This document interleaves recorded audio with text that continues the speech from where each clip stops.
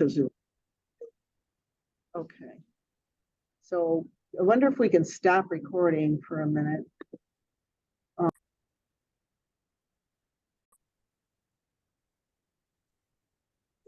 Okay, welcome everyone to the University of Michigan-Dearborn, the sister city of St. Ignace and the Indigenous School of the Arts, Community of Learning and Foundation. And we're going to present the traveling gallery of the Intercontinental Biennial of the Indigenous Art Program. And this is in the USA, in St. Ignace, in Mackinac City and Detroit. And we want to welcome to the conference Jorge from Ecuador, Jorge Ivan Cevallos. And he is going to give a talk, Native American Art in Modern Times. And this will last about 40 minutes. And then he will open for question and answers. And Jorge is an Ecuadorian freelance writer and producer and executive director of the Indigenous School of the Arts Foundation, and also general producer and director of the Intercontinental Biennial of the Indigenous Art. So Jorge, we want to welcome you to the University of Michigan-Dearborn, and we're really looking forward to your talk.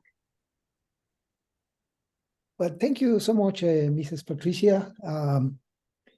As you mentioned, my name is Jorge Ivan Cevallos. I am leading a historical process of the Native American nations, starting in Ecuador and then spread all over the continent. And this historical process is related to the awakening of the art of the indigenous natives cultures. So we are gonna give a little talk today about the indigenous school, the indigenous art in modern times. So initially, I would like to express our gratitude to Professor Patricia for inviting us to share with you this reflection, this conference. Well, this conference and the adjacent art exhibit just arrived from St. Ignace and seeks to enrich the already extensive debate about the recognition to the indigenous people of their capacity to enjoy and create art. And from that silent statement, have the rights to decide about the design and implementation of public policies financed by our own money. So it's incredible, but in many, many places, in many, many countries, there is not yet established the capability of the Native American nations for enjoy the art and create the art, because basically they have seen our artistic production just as a handicraft. So it's very important to point out that practically until today, the arts of indigenous or native peoples in many countries around the world still continues to be considered mere handicrafts. I still can recall how 20 years ago, here in Ecuador, if you go to the official governmental agencies or you go into the private galleries to propose them to make an art exhibition, they will tell you, please go to the market, please go to the plaza, please go to the street, because those are the places that belongs to indigenous productions. In our spaces, there are spaces defined for art, and the indigenous nations have no art. This is just handicrafts. It wasn't far ago, it wasn't too far ago, it's just 20 years ago. And from that statement begins our uprising, because it was so bad to be treated in that way that we decide to create ourselves our galleries. Therefore, we create the Biennial of Indigenous or Native American or Millenarian Arts 20 years ago. So, need to be clear that this approach that I am making now is not exclusive in our region of South America, which in a subtle but important way is different from the context of the development of the arts in Central or North America, where we experience different processes given our own geopolitical and cultural nature and particular colonization process by different countries and cultures in different historical moments. Latin America, as you know, is connected, its spirits, to the cosmogony of the Southern Hemisphere. North America is connected to the Northern Hemisphere, where the polar bear energy leads. But even if we are a little bit different in terms of this energy, this reality that the arts in Latin America, in North America, in Africa, respond to the same process of the elite. The elites doesn't want to recognize our art as a pre-existing art. So from the first day of the colonization process, we begin a process of decolonization, because we start to seek the paths to still be creating art in these contrary, very hard situations. So the most common mistake that we commit in Latin America and practically around the world is to the complicity that the local intelligentsia has with the governments, and that in substance and in a hidden way is based on the denial of the existence of culture and historical memory among the indigenous peoples, and automatically place themselves as our teachers, designing completely wrong system of education and transmission of the art. An Ecuadorian thinker and master, Carmen Fernandez Salvador, pointing out that in a beautiful introduction for the text named El Ornamento, Beauty and Power in Ancient Ecuador, she started a discussion on pre-Columbian art in our country is practically in the entire continent was completely absent until the 18th century. So, some 100 years ago, fundamental thinkers in the construction of the American social thought, from Tierra del Fuego in Argentina to Alaska in the United States, were completely sure that the history of the art in our continent began with the arrival of the European in the 16th century and continued to the Republican era, which it doesn't mean that they were unfamiliar with objects manufactured in the region prior to that time. For sure they know it, because many investigation has been doing for centuries. As you can see in this painting, for example, in this picture, you have a petroglyph from Peru, which depicts that the knowledge of the art much before that the intelligentsia from the colonizer think they are. So, but in that time, in this period, they just think that those objects were merely information about certain uses or customs of the culture of the past. But of course, they were not appreciated in their beauty or artistic quality. So let's see some examples of the pre-Columbian art. For example, here in this picture, you have these graphics. This is made in a stone in Peru, in the city of Palpa. In the left up, you have pieces of gold. There is a brothers right there. And down there, there's a sun, a very traditional sun of the Mantahuancavilca culture of Ecuador. Please, let's see another example. Please, look at this jaguar shaman. It's a pottery. It's made in the culture Bahia de Caracas in Ecuador and belongs to a private collection. But as you can see, already the art was very present in our cultures. Well, so we have here some samples of the pre-Columbian art in the pre-existent time. Please, another one, please. So you see, for example, the fine quality of the sculptures. You can even kind of remember a little bit what Greek has in the masterpieces of sculptures, you know, but in our culture as well. And our art not just reflects some beautiness, but also reflects some understanding of nature and transmission of messages. So after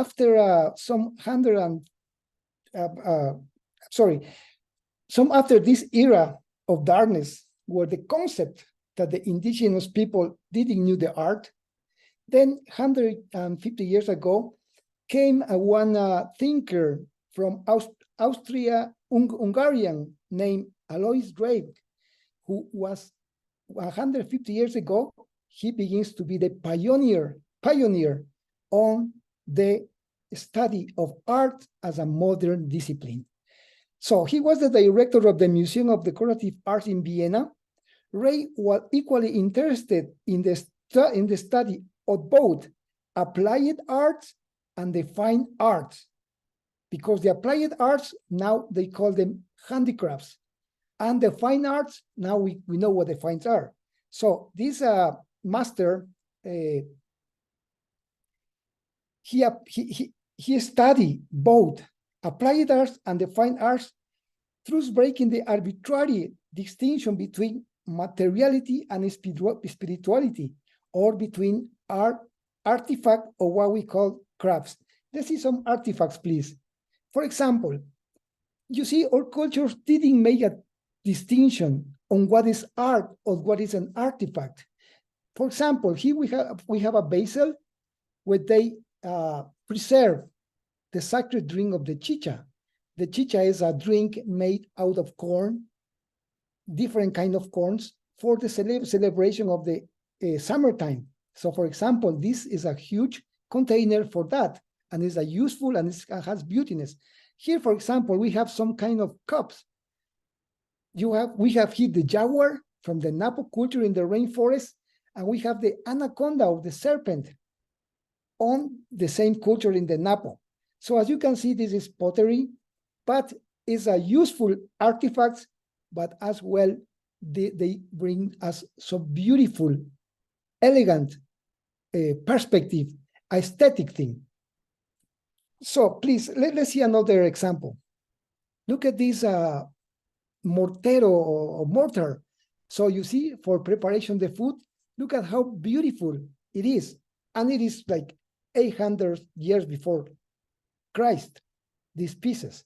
So as you can see, our culture have a useful things, but as well, they apply beautiness. Here we have this basil, for example.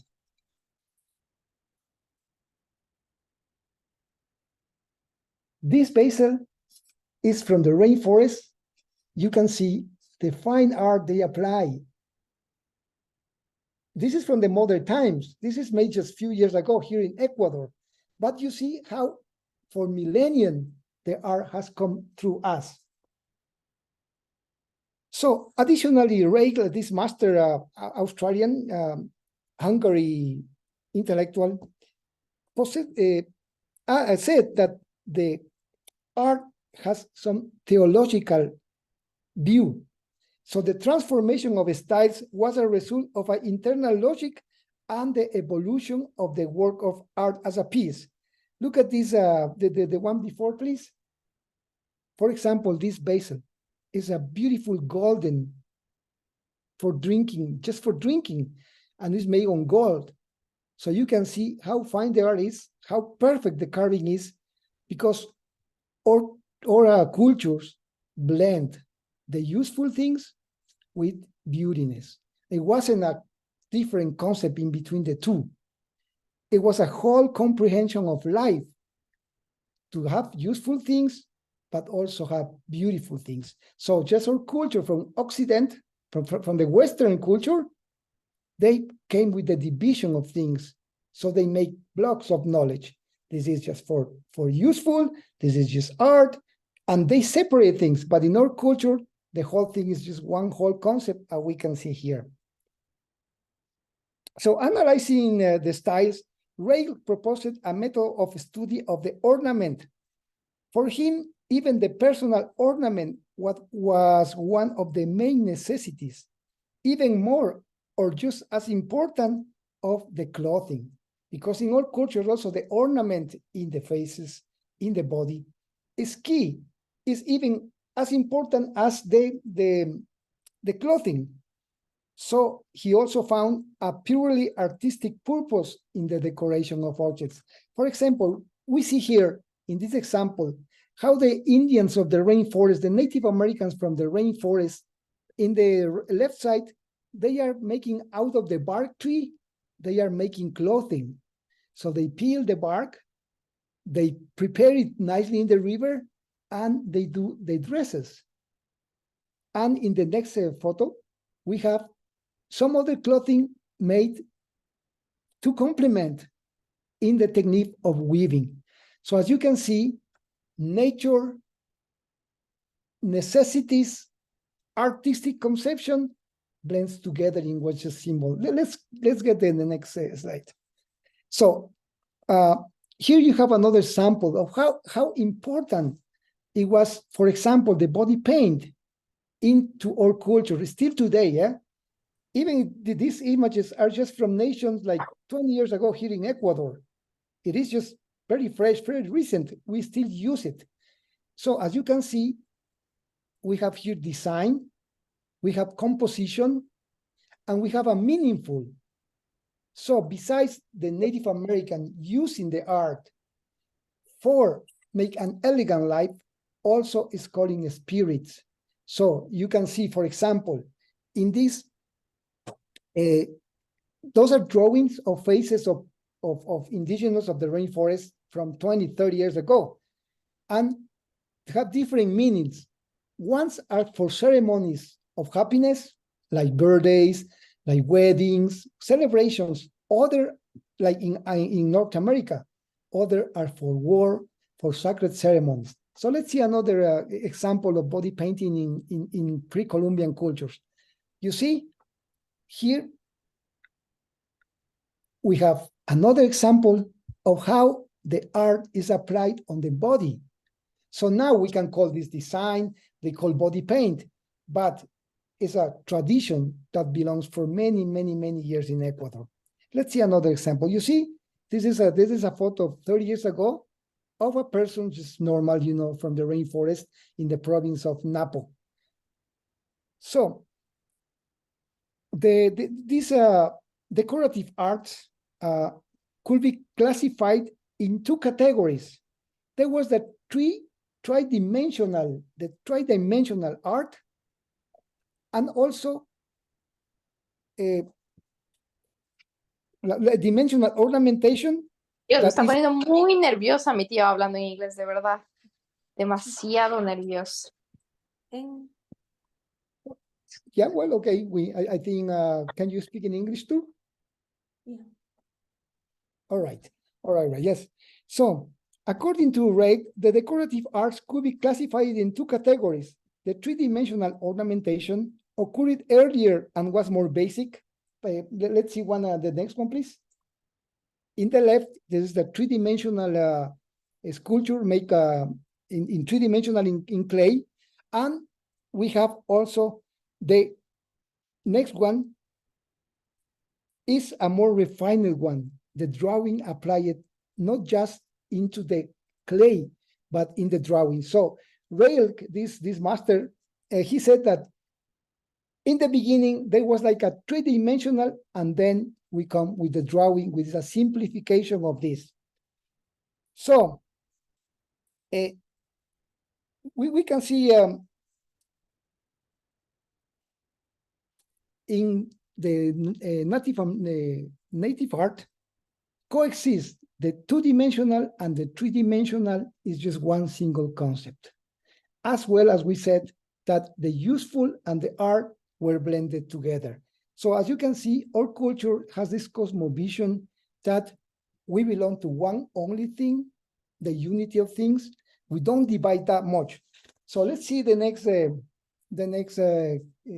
slide, please. So after the Native American passed this process of creation, they come the conquerors. And the conquerors bring a different style of art. With the conquerors came the religions, came the faith. And this faith needs to open churches. And to open churches, the religious settlers bring images of Jesus, of the virgins, of saints.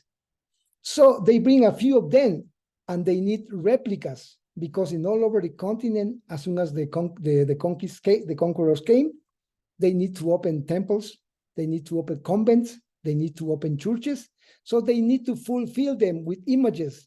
So they open schools. Two of the most famous in America in the 17th centuries was the Quiteño School of the Arts in my city, which is Quito, and the second was the Cusqueño School of the Art, which was in Cusco, Peru. So they were main schools of the art, where some European masters teach the Native Americans the art of sculpture, of painting, but in this style. So you can see here some samples of the art made by the Indians during the colonial time is this art. So they apply all the knowledge they have in the history before to the modern techniques. Let's see another examples of the colonial art in colonial times. So during this period of the colony, those two big schools, the Cusqueño Art and the Quiteño Art School, produced a tremendous amount of replicas of different saints, of different virgins, of different deities, and also in the architecture. Of course, they need handy people, strong people to create the temples. So the Indians, with all their background, came to this era and made such a beautiful pieces of art in the colony. Please, let's see another example. Look at this carving in the stone. This is a stone, and there is the front parts of the churches in Quito, Ecuador. You can see how masterpieces they are, and those are made by Indians. So the indigenous peoples came with all this knowledge that they have creating to apply in these new techniques and new concepts. And there was a situation that as far as the art needs to survive, we have to blend.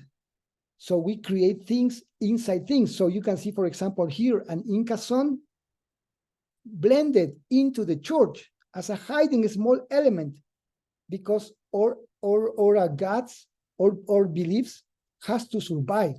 So the Indians as well, they create the pieces that the church asked them. They also insert little elements around their deities, their gods, their beliefs begin to blend. So you can see in these pieces, in these samples, how talented our people has ever been. All the time has been so talented that they apply their abilities to these new techniques and materials as well. Let's see another example. Look at these beautiful sculptures. Those are made by Indian people of Ecuador. Mostly of the art we have enjoying here is made in Ecuador. So in here we apply the sculpture, in here we apply the painting, and also is a new element and come into the Latin American art of this time, which is the use of gold. Because for us, it was a sacred element. It wasn't like a wealthy element. It's just a connection with God through the sun. So the friars, the church, just love it. And we begin to apply gold leaf into our sculptures. So mostly, if we can go before, please, vamos antes. Antes, por favor. Yeah, you see this altar at the left is all full of gold. It's the application of the gold leaf on the wood. So let's go ahead again. In this sculpture, you see how perfect the painting is, the sculpture is, and the application of this new material, sacred material of the gold. So let's see what we have next.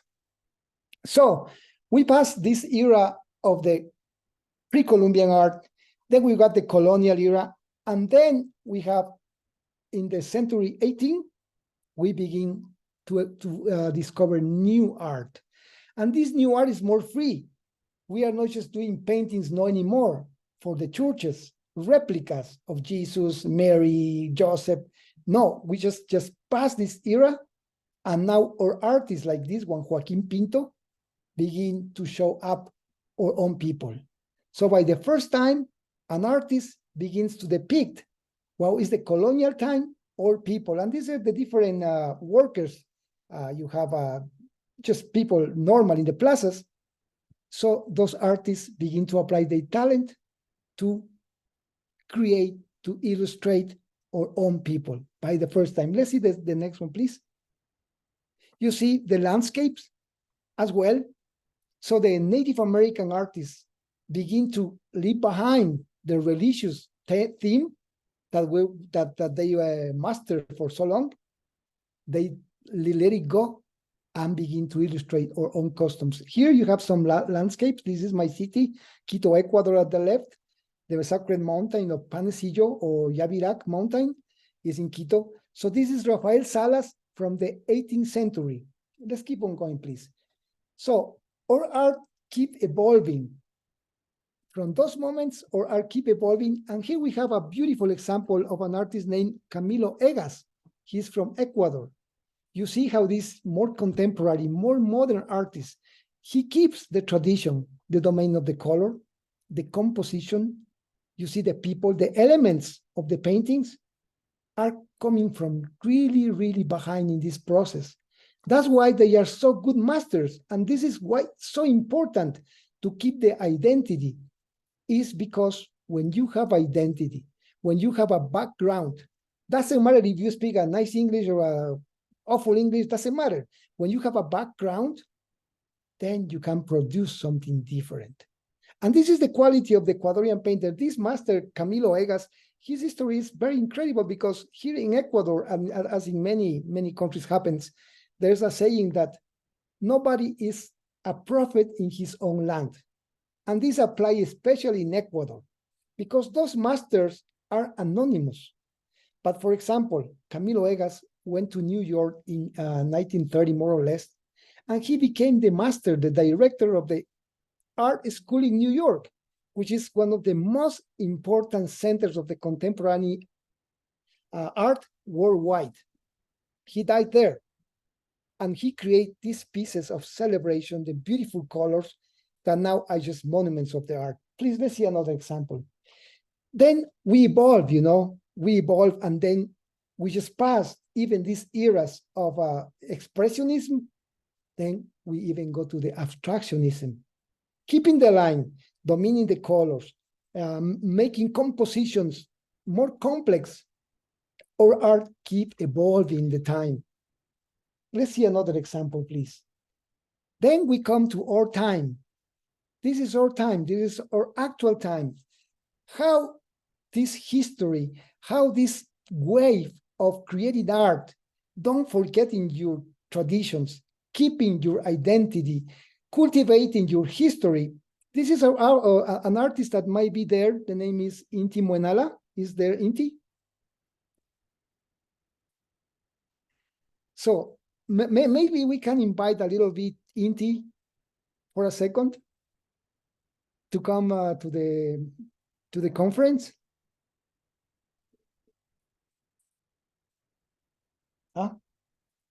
Yeah, Inti. So I would like to introduce Master Inti Muenala. He's a painter from Ecuador, and he's an indigenous guy too. So he is one of the best samples. We have 3 samples in the room now, I guess. We have 3 samples.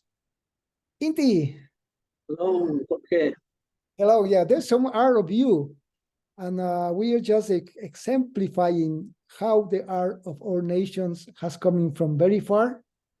And now it is here in your example. You see, my friends, you see how modern it is. You see how contemporary it is.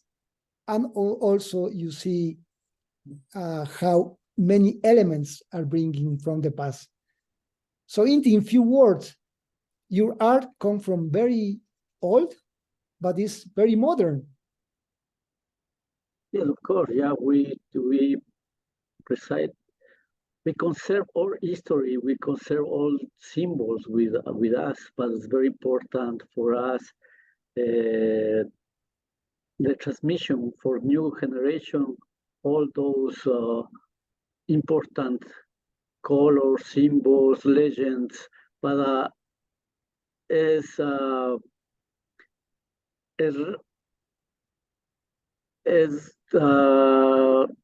he recognized now also, we stay here also if we have with all history and we beginning, and we continue with the past and the future. That's why we are with new techniques also in the art, not just ceramic, not just decorative art. It's just now is different contemporary medios to express the art. Excellent, Inti. Muchas gracias. Thank you very much, Inti. So Inti is saying how even the materials have changed. So we are now in the contemporary art. We do now multimedia art. We use different materials that the age comes. So let's see another example. Gracias, Inti. You see, he have another example from Master Achu Osvaldo de León Cantule from Panama. He is a Kuna indigenous guy, and you can see how the Native American artist has evolved, has just persisted in the time. In this painting, for example, you see the magic of the waters, the symbolism of the oceans that Panama holds. Let's see another example, please. Here you have Oneida master Scott Hill from Wisconsin, an indigenous Oneida painter. You can see the master of the management of the colors, the composition, the significance. You see, the one in the left is no more stolen sisters. Because for us, also the art is a good way to express or protest against the unfair situations of life. In the right, you have an Oneida warrior. So you can see how the Native American artist has evolved so far, but has evolved so far because we keep our traditions, we keep our memory, we keep our knowledge that comes from the past. Let's see another, please. Here you have a little bit more complex guy, Daryl Brown, an Ojibwe Nation artist from Michigan in the Upper Peninsula. You see, he go in this piece, in this art, he's using the pointillism, which is a very old tradition of painting in Australia and in America, in our continent. Please, another example. Here we have Master Dante Calumani from Ica, Peru. How we evolve in the composition, in the creation. Here we have dancers, and here we have a tradition in the right side, the fight in between the bull and the condor, which is just a symbolism of the encounter in between Europe and America. Let's see, please, another example. Here we have even a more complex. You can, when you see this piece, you can even think in Salvador Dali, because it's so modern, so contemporary, so abstract. This is Froilán Cosme Huanca. He comes from Bolivia. Let's see another piece of Froilán Cosme Huanca. You see, this is the modern Native American art that comes from so far. Let's see another one. Here we have another example, Maestro Enrique Galdo Rivas from Peru. A beautiful composition. The symbolism, you see, the composition is beautiful. Let's see another one. This is the same author, Enrique Galdos Rivas. Here we have the art applied to the weaving. As we saw before in the illustration before, where the Indians of the rainforest use the bark of the tree for make clothing, and also they weave. Look at this piece of art. It comes from Hector Surco from Peru, and this is a weaving made on llama hair. So you can see the elements, the condor, we have the chacana, which is the Southern Cross, we have the person from the Andes, we have the sun, we have the moon. So for example, the use of colors is very traditional of the Andean art. In Latin America, we just love the colors, and we apply, and it's not just beautiful because he's a master, it's beautiful because he masters a technique from very old. So for him, doing that is not so new. For him, it's just a new way of doing things with the same ability and knowledge of before. Let's see the next one. There we go. This is in the same application of the art, is Olinda Silvano. It is embroidered. you can see the composition, you can see the colors, how perfect it is. It is from the rainforest of Peru. Let's see what we have next. Okay, so that was a little sample of our art coming from very fine. I don't know if there's a maestro Fabian Anton. Is Fabian there?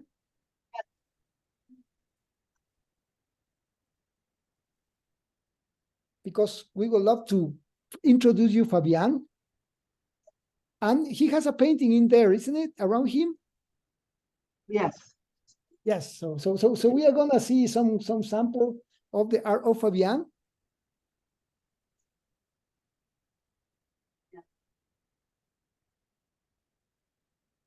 Yes.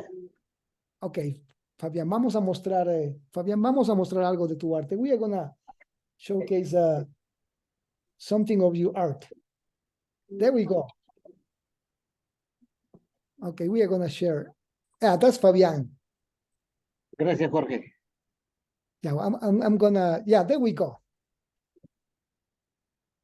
Okay.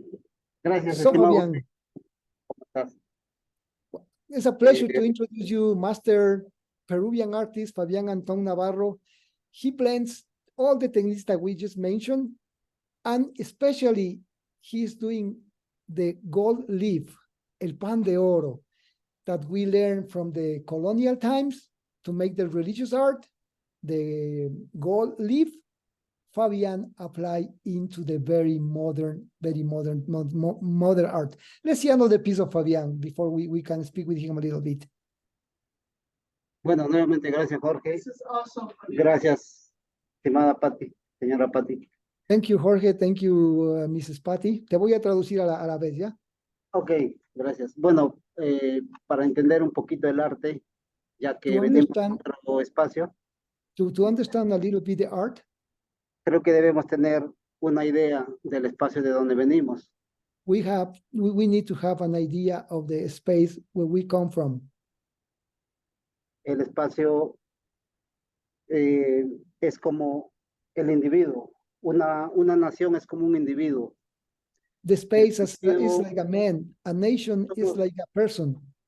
El individuo somos cuerpo y alma. O sea, yo no puedo separar el cuerpo del alma de una persona.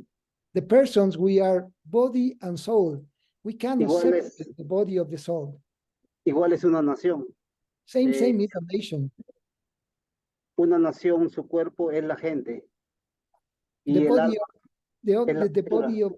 the body of the nation is the people, and the soul of the nation is its culture. Entonces, tenemos que conocer eso. So we have to know that. Y el arte no es ajeno. De ninguna manera está desprendido del alma de quien lo realiza. And the art is not separated of the soul of the painter, of the artist. Entonces, visto de esa forma, por ejemplo, si necesitamos explicar, porque Perú, Ecuador y Bolivia somos lo mismo, culturalmente, digamos, hablando, ¿no? Okay, so Peru, Ecuador, and Bolivia, we culturally are about the same, just one blood. Entonces necesitamos conocer los pueblos desde su punto de vista étnico. So we need to know the people from the ethnic point of view, Para poder entender qué es lo que damos a expresar. so we can understand what we want to express. Y nos trae por aquí de alguna manera un acto de rebeldía, porque necesitamos unirnos, entrelazarnos. No venimos trayendo cultura, sino venimos a entrelazarnos con los pueblos de ustedes. So this is a rebels act. We don't bring you culture. We bring to join you, to get you to know too. Bueno, una cuestión personal es de que más antes de conocer, por ejemplo, una experiencia así rapidito les cuento, antes de conocer Cusco, que es lo que nos I'm gonna representa. tell you a little experience. Before I get to know Cusco, Mi obra era, digamos, a veces confundido, digamos que más parecía un pintor occidental. I was a little bit Eh, confused. My art before looks like more like a Western painter. It was before I went to Cusco, Peru. Entonces, en ese momento me di cuenta de que que a veces hay que mirar atrás So para I think recordarnos de dónde venimos, quiénes somos y hacia dónde vamos. so when I went to Cusco, then I realized that we need to look back to see where we come from, and from that starting point to see where are going. Where are we going? Y eso nos pasa a todos los pintores, a todos los que hacemos y admiramos arte. No And solamente los this happens pintores, to all the painters, to everyone who loves art or admire art. sino también la gente que ama, la gente que estamos aquí, Jorge, la señora Patti, o sea, todos a veces necesitamos de eso. So we all need a little bit about this. Fabián, ¿puedes hablarnos de tu técnica? Can you speak a little bit about the technique you use? Ahí quería llegar, porque digamos que el pan de oro no es que se inventó ahora. El pan de oro, sus raíces están en la cultura egipcia. Okay, so the golden leaf that I use is not from this time. It comes even from the Egyptian art. Mejor dicho, empieza en la antigüedad, porque la cultura egipcia pertenece a la época antigua. De ahí So it pasa comes from far. el pan de oro, pasa a la Edad Media, viene hasta nuestros tiempos y seguramente seguirá hasta que So the gold leaf come from the ancient Egypt, goes to the European in the Middle Age, is present now, and for sure it will be in the future as well. entonces el pan de oro está presente en el arte cusqueño, por ejemplo, y quiteño. So this gold leaf is very present in the Cusqueño and Quiteño school that we mentioned before. Y lo digo que eso, yo mucho tiempo pinté arte con influencia quiteña, cusqueño, pero llegó un momento que dije, pero el pan de oro puede llevarse a un contexto más contemporáneo. So during very long time, I painted as well as the similar to the Quiteño or Cusqueño school of the religious art. But then I thought leaf gold can be taken to another level. Entonces empecé a trabajar la iconografía. So I begin to work the iconography of all cultures. En este caso, por ejemplo, la cultura chavín, que es la cultura madre, es el primer eslabón de la cultura inca a la que nosotros pertenecemos. Bolivia, Perú, Ecuador. In this case, I begin to work out with the Chavin culture elements, and the Chavin culture, for you to know, is one of the very first that give life to the Inca culture. Entonces, así fue que fue naciendo. Digamos que el arte tiene esa magia que ya no estamos para inventar cosas, sino que simplemente The art has this magic that we are not for inventing more things, but just lo que nosotros hacemos es descontextualizar elementos que de repente han existido 400 años antes y ponerlo en un contexto nuevo. De eso se trata el arte también. okay, the art is about to create new things from all things. We are not here to create anything. We are just using materials like many years ago, just in a new perspective. Y eso he hecho con el pan de bronce. Por ejemplo, ¿no? Digamos que una fruta, por ejemplo, un tubérculo, como una papa, por ejemplo, ¿no? La papa en el mercado cumple bueno, comemos, nos alimentamos, es un fruto, pero por ejemplo, esa papa sacado de ese contexto, llevado a una sala, puesto, digamos, sobre una mesa con luces que proyecte sombras, ya no es la misma papa del mercado. So one example is the potato in the market. You see the potato in the market is right there, it's just a potato. But if you take the potato and put it in another context, put some really nice lights, it will acquire shadows, it will acquire a different perspective in a gallery, for example, then it's not anymore the same potato. Entonces, es así de simple, no es que nosotros inventamos la pólvora, cosas, no, en esa parte no, y eso lo hacemos todos los pintores. So Todo- it's as simple as that. Just we use elements from the past and just put them in a different context. That's what that's what he's doing with the painting. You see, he's using very old materials, very old symbolism, but you see, for example, in this painting, how different the context of the elements are. So, eso sería creación, Fabián. Is that just creation then? En todo caso es un complemento, porque para la creación son varios factores que confluyen. So it's a complement because for the creation, there are different factors. ¿Como Y- cuáles? Perdón. ¿Como cuáles los factores que confluyen? Which factors, for example, that you find out in the creation? Para hacer una obra, por ejemplo, tiene que ver la técnica, Technique, tiene que ver un concepto. De a hecho, ¿qué concept. pasa? Para usar un término así, digamos, un poco campanudo, ¿no? De decir las cosas, digamos que el proceso científico de una obra es que el pintor ve, lógicamente, una realidad, analiza, cuestiona y pinta. Ese es el Okay. proceso científico de una obra. Yeah, so he said that the process of the painting scientific for him is he see an object, analyze it, and paint it. Y eso es lo que venimos a hacer. Por eso es que estamos por aquí.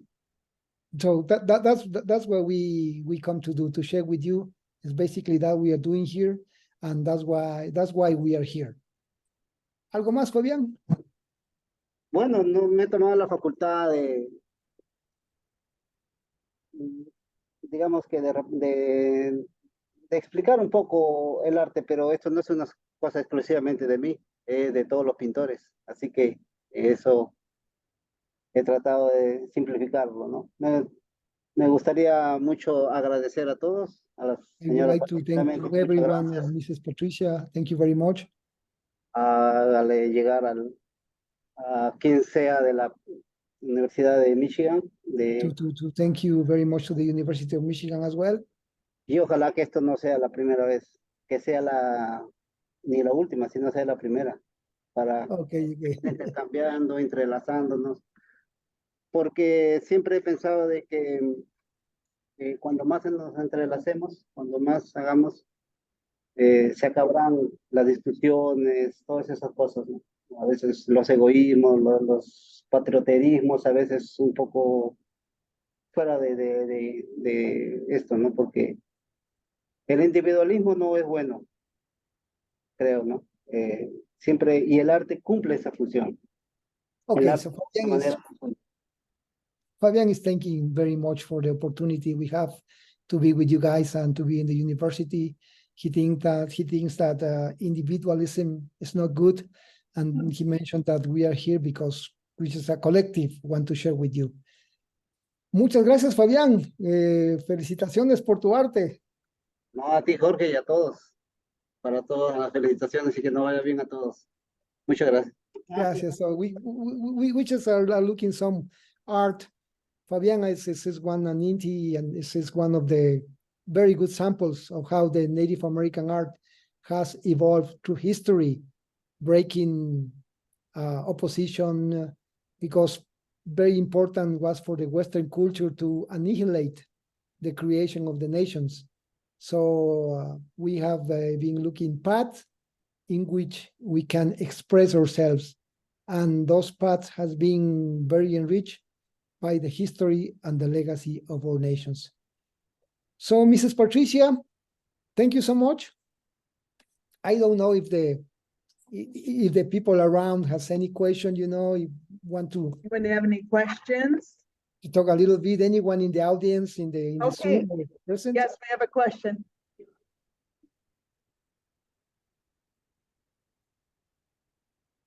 He's asking which indigenous nations each of the artists are from. Yes. Fabian? Inca? Inca? Inca. They are from Quechua Nation, from South America, Ecuador. Luis?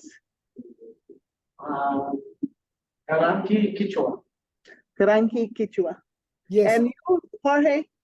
Fabian is from the legacy of the Chavin Inca culture from the south of Peru, from Peru. Inti is and Luis are part of the biggest nation in South America, which is the Quechua Nation. Quechua Nation is the main and is in Chile, Peru, Bolivia, Colombia, Ecuador, and part of Argentina. So they are different too. For example, Inti is in Baya.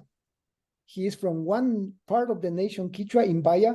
Luis is Karanki, a little bit more northern.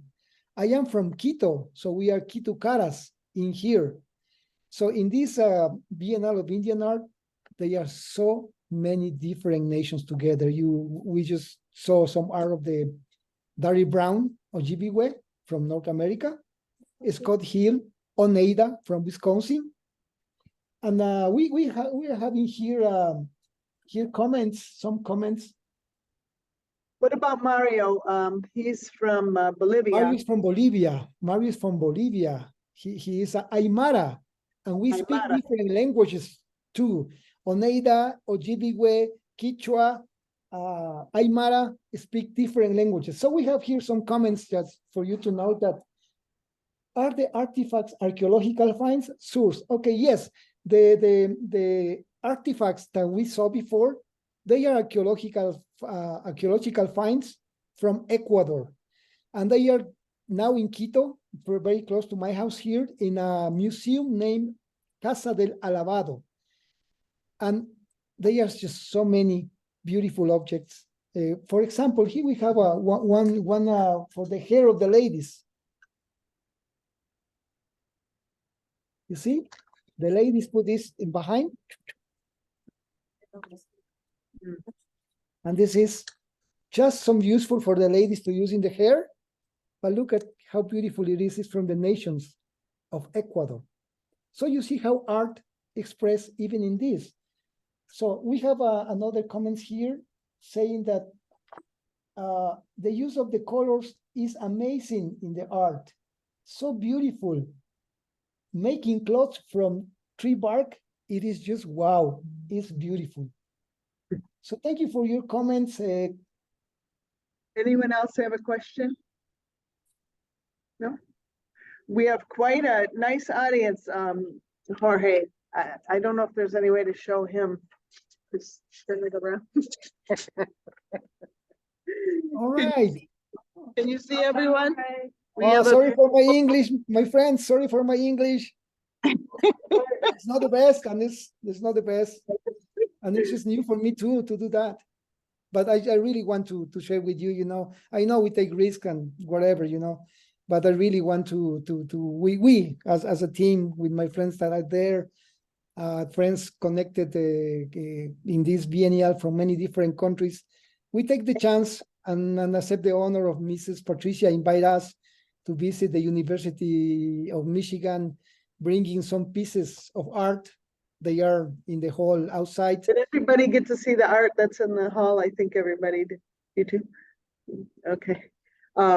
Yeah, so Jorge, thank you so much. This turned out really well. And one professor stopped by and she's teaching a course that she's going to use the Zoom in because she's teaching a course related to the topic. So is great. And I want to invite everyone every late August, early September, we have the gallery up in St. Ignace, Michigan. And these artists have done many indigenous murals in the city of St. Ignace, which has about a 40% indigenous population, like in the high school and in the schools. So it's quite a few Anishinaabe Indians up there. And yeah, and there's some really, really beautiful murals. So we want to thank you, Jorge, and we're going to stop the recording, or unless you have something else. Yes, we don't forget to invite the friends to the Bright Good art exhibit that we are opening on the 8th. Yes, we are opening an art exhibit at Brightmore Artisans Collective in Detroit. that'll be there for a little while. So if someone else that you know might want to see the pieces in person, that's starting Friday from 2 to 7, but they'll stay there for a little while. So, okay, thank you again, Jorge. Great job. Thank you for the comments. Thank you for the comments inside. Thank you, thank you. Thank you, Inti. Thank you, Luis. Thank you Maria. for my students. Master. Thank you. Bye-bye. Thank you very much. Thank you for the opportunity. Stop recording.